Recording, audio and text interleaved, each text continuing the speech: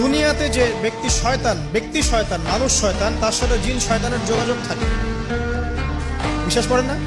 দুনিয়াতে যে ব্যক্তি মানুষ শয়তান, তার সাথে জিন শয়তানের যোগাযোগ থাকে।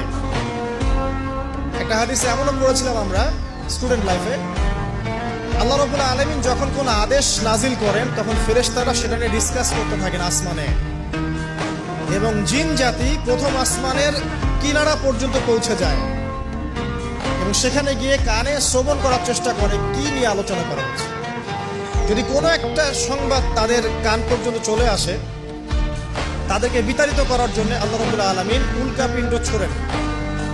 ওখানকার ফেরেশতারা আছেন, তারা অগ্নিশিখা নির্বাপন করেন। সূরা সফফাতের প্রথম দিকে পড়ে দেখবেন। এই জিন দুনিয়াতে যে কবিরাজ বা তান্ত্রিক বা জাদুকরের আন্ডারে আছে, সে এসে তাকে জানিয়ে দেয় এই হতে যাচ্ছে।